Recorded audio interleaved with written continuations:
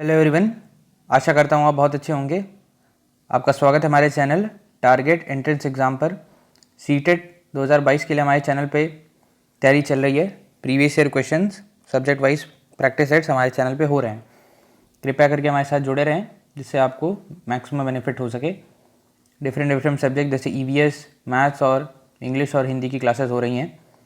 आज हम लोग हिंदी का सेक्शन करेंगे जिसमें 30 क्वेश्चन आते हैं और उन 30 में से 15 जो होते हैं वो आपके कंटेंट रिलेटेड होते हैं और 15 जो बाकी होते हैं वो आपके पेडागॉजी रिलेटेड होते हैं। ठीक है, तो पहले आज हम लोग गद्यांश के प्रश्न करेंगे। बाकी अगर आपको प्रीवियस क्लासेस देखनी है तो हमारे चैनल पे हैं, आप जाके उन्हें भी देख सकते हैं जिससे आपको और अंडरस्टैंडिंग मिले। सिलेबस की वीडियो भी हमारे चैनल पे है। प्रश्न जो है, नीचे दिए गए गद्यांश को पढ़कर पूछे गए प्रश्नों को सबसे उपयुक्त उत्तर वाले विकल्प को चुनिए। हमारी हीनता और श्रेष्ठता का संबंध देश की हीनता और श्रेष्ठता से जुड़ा हुआ है। जब हम कोई हीन या बुरा काम करते हैं तो हमारे माथे पर ही कलंक का टीका नहीं लगता, बल्कि देश का भी सिर नीचा होता है, उसकी प्रतिष्ठा गिरती है। जब हम कोई श्रेष्ठ कार्य करते हैं तो उससे हमारा ही सिर नहीं ऊंचा होता, बल्कि देश का भी सिर ऊंचा होता है, उसका गौरव बढ़ता है। इसलिए हमें कोई ऐसा कार्य नहीं करना चाहिए जिससे देश की प्रतिष्ठा पर आंच आए। क्या आप चलती रेलों में, क्लबों में, चौपालों पर और मोटर बसों में कभी ऐसी चर्चा करते हैं कि हमारे देश में यह नहीं हो रहा, वह नहीं हो रहा है और यह गड़बड़ है, यह परेशानी है? साथ ही क्या आप अपने देश की तुलना किसी और देश से करते हैं कि कौन सा देश श्रेष्ठ और कौन सा देश हीन है? यदि हाँ, तब आपको चिंता होगी कि देश की प्रतिष्ठा को बनाए रखने के लिए हमें क्या करना चाहिए।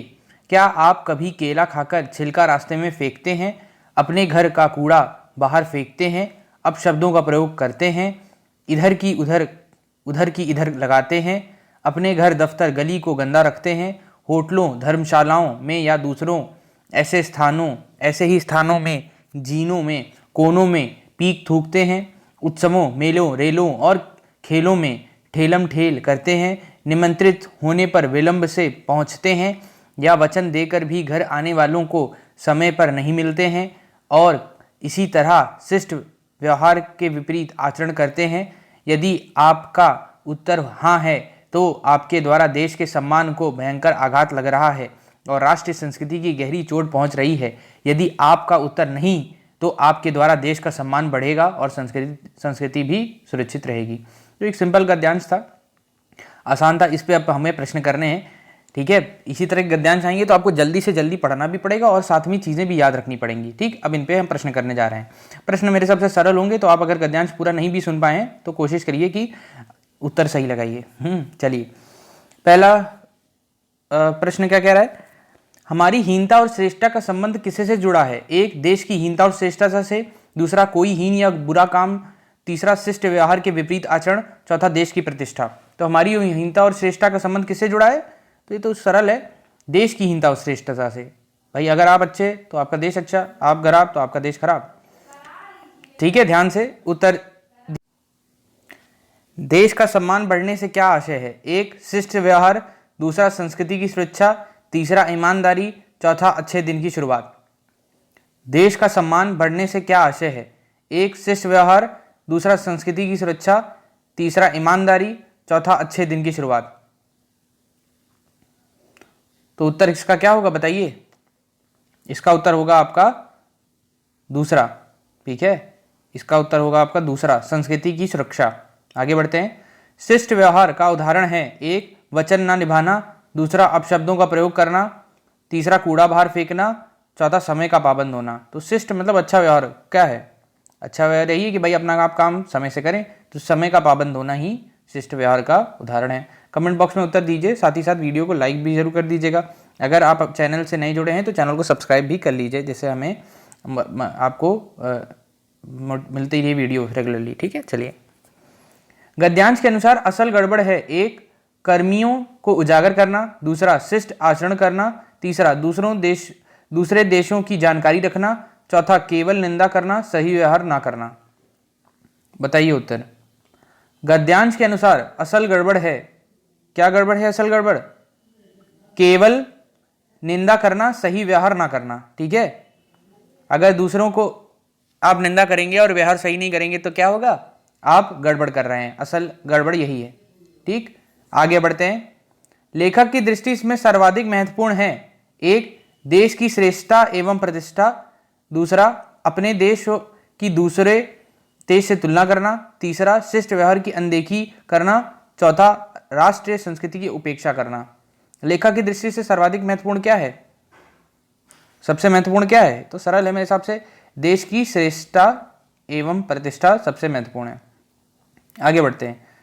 श्रेष्ठता से तात्पर्य है एक, शुद्धता। दूसरा, उत्कृष्टता। तीसरा, स्वीकृति। चौथा, सम्मान। श्रेष्ठता से तात्पर्य क्या है बताइए? श्रेष्ठता से तात्पर्य है आपका उत्कृष्टता। ठीक है, श्रेष्ठता से तात्पर्य उत्कृष्टता। इसके अन्य समानार्थी शब्द हैं उच्चता, महानता, विशिष्टता, प्रधानता। आगे बढ़ते हैं। इधर की उधर लगाने का अर्थ है बातें बताना, हेराफेरी करना, चुगली करना, आदान प्रदान करना। तो इधर की उधर करने का अर्थ क्या होगा? साफ उत्तर होगा चुगली करना। आप भी मत करिए, मैं भी नहीं करूंगा, कोशिश करूंगा आप लोग भी ना करें। इस प्रश्न का उत्तर दीजिए। प्रत्यय की दृष्टि से भिन्न शब्द की पहचान अंकित कीजिए। एक, मधुरता। दूसरा, प्रभुता। तीसरा, हीनता। चौथा, राष्ट्रीय। प्रत्यय की दृष्टि से भिन्न शब्द की पहचान अंकित कीजिए। प्रत्यय की दृष्टि से भिन्न शब्द की पहचान कीजिए। तो मधुरता, प्रभुता, हीनता, राष्ट्रीय। तो एकदम सरल है मेरे हिसाब से, राष्ट्रीय। बाकी में ता, ता और ता लगा हुआ है, इसमें राष्ट्रीय लगा हुआ है। ठीक है, चलिए आगे बढ़ते हैं। संस्कृति का संधि विच्छेद क्या है? सस धन कृति। दूसरा, सम धन कृति। तीसरा, संग धन संस्कृति। चौथा, सन धन कृति। तो संस्कृति का क्या है आपका संधि विच्छेद? तो इसका उत्तर हो जाएगा दूसरा, समधन कृति। ठीक है, संस्कृति का संधि विच्छेद समधन कृति होगा। यह व्यंजन संधि का उदाहरण है। व्यंजन संधि के अन्य उदाहरण है समधनकृत, संस्कृत, समधनकार, संस्कार। ठीक है, चलिए तो ये हमारा गद्यांश पूर्ण हो गया। अब हम क्या करने वाले हैं? काव्यांश या आपका पद्यांश करने वाले हैं। तो ध्यान से देखिए। विघ्नों को गले लगाते हैं, कांटों में राह बनाते हैं। है कौन विघ्न ऐसा जग में, टिक सके आदमी के मग में। खम ठोंक ठेलता है जब नर, पर्वत के धाते पांव उखड़। मानव जब जोर लगाता है, पत्थर पानी बन जाता है। गुण बड़े एक से एक प्रखर, है छिपे मानवों के भीतर। मेहंदी में जैसे लाली हो, वर्तिका बीच उजियाली हो। बत्ती जो नहीं जलाता है, रोशनी नहीं वह पाता है। तो यह एक काव्यांश या पद्यांश है। अब इस पे हम प्रश्न करने जा रहे हैं, ध्यान से पढ़िए, बताइए उत्तर। 100वां, पद्यांश के अनुसार पत्थर पानी बन जा सकता है। एक, प्रेम द्वारा, धर्म द्वारा, परिश्रम द्वारा, नीति द्वारा। तो बताइए पत्थर पानी कब बन जाएगा? पत्थर पानी बनेगा आपके परिश्रम द्वारा। ठीक है, चलिए आगे बढ़ते हैं। कवि के अनुसार मनुष्यों में गुण किस प्रकार छिपे रहते हैं? एक, मेहंदी में जैसी लाली हो। दूसरा, पूरब में जैसे सूरज हो। तीसरा, प्रकृति में हरियाली हो। चौथा, सागर में पत्थर हो। तो कवि के अनुसार मनुष्य के गुण किस प्रकार छिपे रहते हैं? जैसे मेहंदी में जैसे लाली हो। ठीक है, चलिए आगे बढ़ते हैं।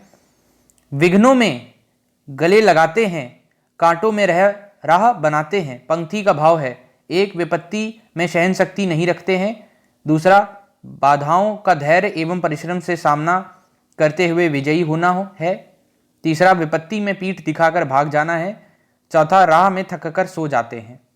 तो विघ्नों को गले लगाते हैं, कांटों में राह बनाते हैं, इसका अर्थ क्या है कि बाधाओं का धैर्य एवं परिश्रम से सामना करते हुए विजयी होना। ठीक है, तो बाधाएं जब आती हैं तो धैर्य से उनका एवं परिश्रम से सामना करते हुए विजयी होते हैं। इसी को क्या बोला गया है? विघ्नों को गले लगाएं और कांटों को राह बनाते हैं। वर्तिका का अर्थ है एक, शूरवीर। दूसरा, बहादुर। तीसरा, दीपक के बाती। चौथा, सूरमा। तो उत्तर क्या होगा इसका? वर्तिका का अर्थ क्या है? दीपक की बाती। और पद्यांश के अनुसार वर्तिका बीच उजियाली हो का अर्थ है दीपक की बाती उज्जवल, उज्जवल, ठीक है, उज्जवल होती है। ठीक, आगे बढ़ते हैं। रोशनी का विलोम शब्द है, एक अंधेरा, दूसरा चमकीला, तीसरा प्रकाश, चौथा रश्मि। ये तो एकदम मतलब आसान है, हलवा प्रश्न है ये, अंधेरा। उत्तर कमेंट बॉक्स में दीजिए, या जो प्रश्न आसान है उनको मतलब एकदम रेडी रहिए कि बस खटाक से उत्तर दीजिए। यहाँ समय हम नहीं वेस्ट कर सकते हैं क्योंकि समय भी कम है ना एग्जाम के लिए। इस प्रश्न का उत्तर दीजिए 105वें का। पांव उखड़ना मुहावरे का सही अर्थ है, एक पैरों पर खड़ा होना, दूसरा पैरों से ताकत लगाना, तीसरा ठनक जाना, चौथा हिम्मत कर हारना। तो इसका उत्तर क्या होगा आपका? चौथा, हिम्मत हारना, पैर उखड़ना का अर्थ होता है। ठीक, चलिए आगे बढ़ते हैं।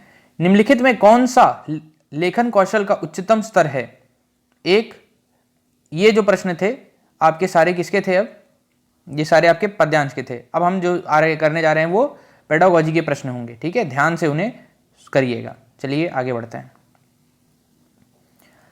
106वां प्रश्न है, निम्नलिखित में कौन सा लेखन कौशल का उच्चतम स्तर है? एक, सही वर्तनी, दूसरा संयुक्ताक्षर लिखना, तीसरा लेख लिखना, चौथा वाक्यों में कठिन शब्दों का प्रयोग करना। तो आपको भी पता है कि उच्चतम स्तर क्या होगा, बताइए जल्दी से कमेंट बॉक्स में। उत्तर होगा इसका लेख लिखना। ठीक है, लेखन कौशल का उच्चतम स्तर लेख लिखना है। सही वर्तनी, संयुक्ताक्षर लिखना तथा वाक्यों में कठिन शब्दों का प्रयोग करना, ये सभी लेखन कौशल में प्राथमिक स्तर हैं। लेखन कौशल का अर्थ होता है कि भाषा विशेष में सुकृति, लिपि, प्रतीकों के माध्यम से विचारों और भावों को अंकित करने की कुशलता। आगे बढ़ते हैं।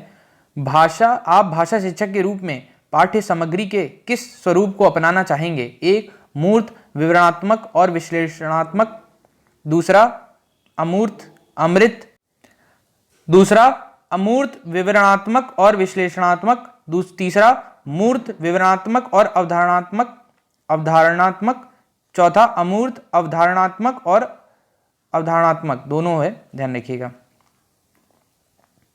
बताइए इसका क्या है? आप भाषा शिक्षक के रूप में पाठ्य सामग्री किस रूप को अपनाना चाहेंगे? तो ध्यान रखिएगा, छोटे बच्चों के लिए मूर्त, विवरणात्मक और विश्लेषणात्मक चलेगा। हम भाषा शिक्षक के रूप में पाठ्य सामग्री में मूर्त, विवरणात्मक और विश्लेषणात्मक स्वरूप को अपनाना चाहेंगे। पाठ्य सामग्री ऐसी होनी चाहिए जिसमें विद्यार्थी देखकर, व्याख्या करके तथा जांच पड़ताल करके सीख सके। पाठ्य सामग्री से अभिप्राय, पढ़ने लिखने की आवश्यक चीजें जैसे पुस्तक, पेन आदि। चलिए, प्याजे के अनुसार भाषा अर्जन की प्रक्रिया है, एक, साहचर्यजन्य, समूलन, सुमेलन, युक्तिजन्य, चौथा सामाजिक। तो प्याजे के अनुसार क्या है? प्याजे के अनुसार है युक्तिजन्य।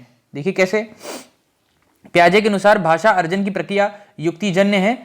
प्याजे के संज्ञात्मक विकास में पहला एवं प्रमुख प्रत्यय मंतव्य युक्ति है, जिसे उन्हें स्कीमा कहा गया है। ठीक है, स्कीमा बनाते हैं। स्कीमा मतलब क्या? जैसे कोई गाड़ी है तो गाड़ी, अब मुझे कैसे मालूम गाड़ी क्या है? तो गाड़ी ऐसी है, ये मैंने अपने दिमाग में स्कीमा बनाया। बच्चे भी इस तरह स्कीमा बनाते हैं। अगर कोई चीज़ इस तरह वो देखेंगे जिसमें दो पहिए, मतलब इस तरह के पहिए उनको दिखेंगे तो वो उसको क्या मान लेंगे? गाड़ी आप मान लेंगे। तो स्कीमा इसी तरह है, आप भाषा में भी स्कीमा बनाते हैं। उसी के बारे में प्याजे ने कॉन्सेप्ट दिया था। 109वां, एक विद्यार्थी जिसके घर की भाषा और विद्यालय की भाषा अलग अलग है, आप एक संसाधन के रूप में उसकी कैसी मदद कर सकते हैं? एक, उसे कक्षा में अधिक समय और ध्यान देकर, दूसरा कक्षा में बहुभाषिकता को संसाधन के रूप में उपयोग करके, तीसरा उसको गृह कार्य से संबंधी कार्य में लचीलापन देकर, चौथा कक्षा में उसकी मातृभाषा में शिक्षण करके। तो देखिए, अगर आप क्लास में उसकी मातृभाषा का शिक्षण करने लगे तो बाकी बच्चे क्या करेंगे? हाँ, फिर आप उसे अधिक से अधिक समय देंगे तो बाकी बच्चे क्या करेंगे? ठीक, गृह कार्य में लचीलापन दे देंगे तो ये तो बाकी बच्चे कहेंगे भैया सर मेरे साथ भी ऐसा कर लीजिए फिर। तो इसलिए आप क्या करेंगे?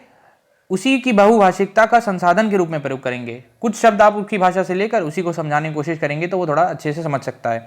यही आप कर सकते हैं, और तो ज़्यादा इन तीनों ऑप्शन को नहीं करना चाहिए।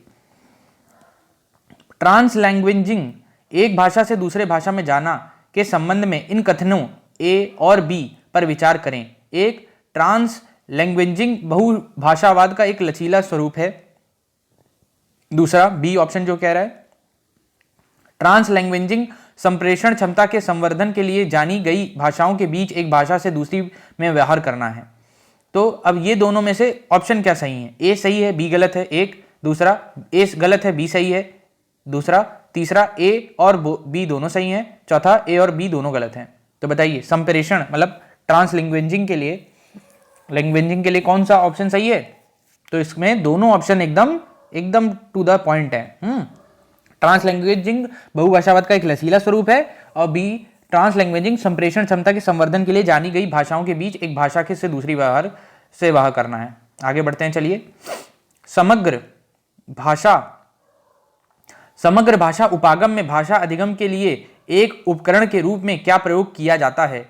एक, क्रिया, दूसरा साहित्य, तीसरा बाल कविताएं, चौथा खिलौने।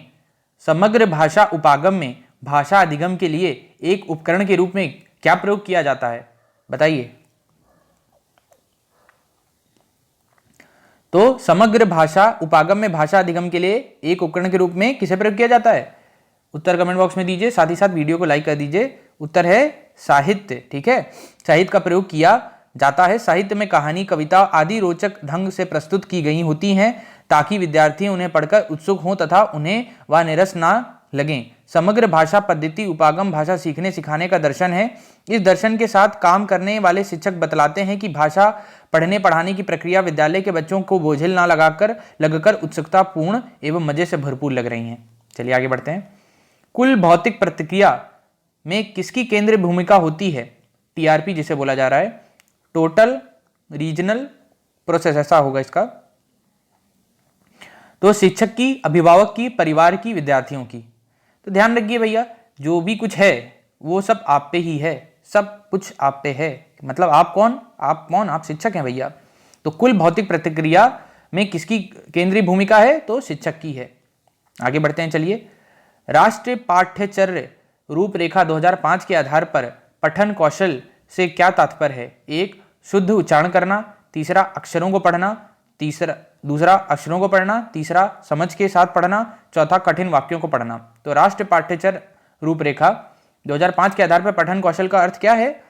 तो उसका अर्थ है आपका समझ के पढ़ना। ठीक है, तो राष्ट्रीय पाठ्यचर्या रूपरेखा 2005 के आधार पर पठन कौशल में से तात्पर्य समझ के साथ पढ़ना है, दूसरों के विचारों को पढ़कर समझना या अर्थ ग्रहण करना में दक्षता हासिल करना पठन कौशल कहलाता है। समझ के साथ पढ़ना ही पठन कौशल के उद्देश्य को सार्थक करता है। आगे बढ़ते हैं, चलिए। 114वां प्रश्न का क्या कहता है? भाषा की पाठ्य पुस्तक का शैक्षिक पक्ष क्या है? एक, पुस्तक की वर्तनी, दूसरा पुस्तकों में चित्रों का स्थान, तीसरा विषय वस्तु का चयन, चौथा वर्तनी एवं चित्र सज्जा के साथ उत्तम विषय वस्तु। तो भाषा की पाठ्य पुस्तक का शैक्षिक पक्ष क्या है? शैक्षिक की बात हो रही है। शैक्षिक में आप क्या चित्रों को स्थान देंगे? तो बिल्कुल नहीं। मैं मतलब आप शिक्षक के तौर पर चित्रों को स्थान नहीं दे सकते, तो आप किसको स्थान देंगे? आप सिर्फ और सिर्फ विषय वस्तु को स्थान देंगे। भाई विषय वस्तु अच्छी होगी तभी तो बच्चा पढ़ेगा। अब फोटो वोटो जरूरी है, लेकिन जब बोला जा रहा है कि शैक्षिक पक्ष है तो फोटो से ज्यादा विषय वस्तु जरूरी है। आगे बढ़ते हैं। ये थोड़ा प्रश्न बड़ा है। प्रश्न देखिए इसी तरह आएंगे, तो कोशिश करिएगा कि आप ध्यान से पढ़ें। चलिए प्रश्न मैं भी पढ़ता हूं। विद्यार्थियों को दी जा रही गतिविधियों पर विचार करें। निम्नलिखित में कौन सी गतिविधि संप्रेषण कौशल विकसित करने के लिए आप अपनाना चाहेंगे? संप्रेषण कौशल की बात हो रही है, ध्यान रखिएगा। तो एक मिनट, थोड़ा सा हल्का सा, हाँ अब ठीक है। ये है संप्रेषण कौशल पे आपको ध्यान रखना है। पहला, वह एक अभिनेता डैश है। बी, सप्ताहांत पर मैं सुबह डैश जा रहा हूं, फिर मैं 5 बजे तक डैश वापस आऊंगा डैश। अपने मित्र से पूछे कि वह सप्ताह अंत में कहां जाना पसंद करता है और क्यों। ठीक है, आप कहां जाना पसंद करते हैं। डी, अपने सहपाठी से उन बिंदुओं के बारे में पूछे जिनका ध्यान वे समूह चर्चा के समय रखते हैं। तो संप्रेषण कौशल विकसित करने के लिए आप इनमें से कौन सा प्रश्न अपनाना या पूछना चाहेंगे? ठीक है, कौन सा तरीका अपनाना चाहेंगे एक टीचर के तौर पर? आराम से, ठीक, बताइए क्या उत्तर होगा? बताइए इसका उत्तर। तो इसका उत्तर क्या होगा? सी और डी आप लेना चाहेंगे। ठीक है, सी और डी। मतलब ये थोड़े प्रश्न कठिन है भैया, ये सब आसान नहीं है। मतलब आपको आसान लग रहे हैं तो बहुत अच्छी बात है, मेरे अनुसार ये कठिन है। कोशिश करिए कि आप जितना प्रैक्टिस कर सकें, जितना आप समझ सकें प्रश्नों को। क्या बोला गया था कि निम्नलिखित में से कौन सी गतिविधि संप्रेषण कौशल विकसित करने के लिए आप अपनाना चाहेंगे? तो अब ये अंतिम दो जो प्रश्न होंगे उनको पूछेंगे। ऐसा क्यों करेंगे आप?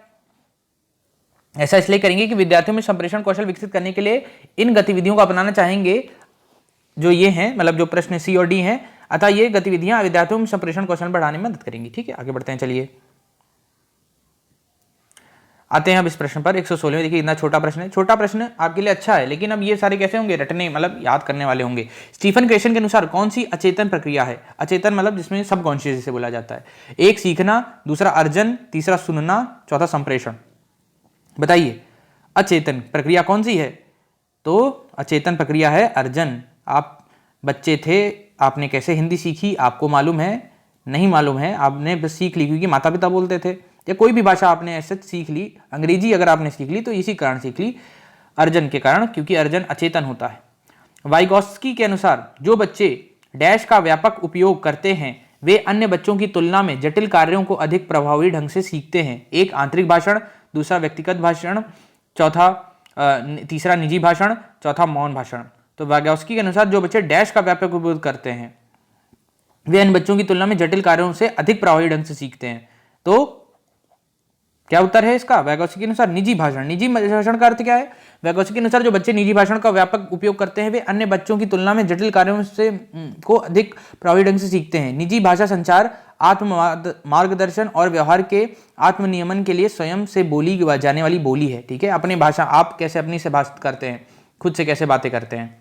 ठीक है, वो से जो 2 से 7 साल के आयु के बीच बच्चों को निजी भाषण देते हुए देखा जा सकता है। अच्छा, कुछ बड़े बच्चे भी नहीं कर पाते आजकल। चलिए आगे बढ़ते हैं। प्याजे के अनुसार भाषा का विकास डैश से डैश तक होता है। निजी से व्यक्तिगत, दूसरा निजी से सामाजिकृत, तीसरा आत्म केंद्रित से सामाजिक, चौथा सामाजिक से आत्म केंद्रित। तो बहुत अच्छा प्रश्न है ये। क्या उत्तर होगा? प्याजे के अनुसार था आत्म केंद्रित से सामाजिक होता है। ठीक है, प्याजे के अनुसार भाषा का विकास आत्म केंद्रित से सामाजिक तक होता है। बच्चा बचपन में आत्म केंद्रित होता है, धीरे धीरे वह समाज से संपर्क स्थापित करता है जिसके लिए भाषा एक माध्यम का कार्य करती है। इस प्रकार भाषा आत्म से सामाजिक की ओर बढ़ती चली जाती है। चलिए कितना अच्छा एक्सप्लेनेशन भी दिया है, सुनिए ध्यान से। आगे बढ़ते हैं। 119वां प्रश्न क्या कहता है? कक्षा में चर्चा के दौरान कक्षा 5 की एक विद्यार्थी भ्रष्टाचार के कारणों पर अपना दृष्टिकोण प्रस्तुत करती है। इस दौरान ना तो वह दूसरों के विचारों से सहमति प्रकट कर रही है और ना ही वह दूसरे के नजरिए से विषय वस्तु को देखने की कोशिश कर रही है। प्याजे के अनुसार वह किस प्रकार के भाषण में शामिल है? एक आत्मकेंद्रित भाषण, दूसरा सामाजिक भाषण, तीसरा व्यक्तिगत भाषण, चौथा निजी भाषण। देखिए कितना अलग है प्रश्न ये। तो उत्तर क्या होगा? आपने पढ़ा और उसने पूछा क्या।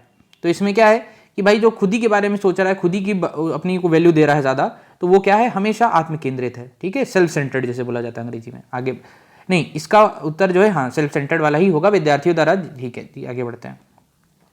ये हमारा अंतिम प्रश्न है। ठीक है, ध्यान से इसको उत्तर दीजिएगा और ये कमेंट बॉक्स में उत्तर दीजिए तो ज़्यादा बेहतर रहेगा। कमेंट बॉक्स मतलब जो फाइनल नीचे होता है उसमें दीजिएगा और बताइएगा 30 में से आपके कितने प्रश्न सही हुए।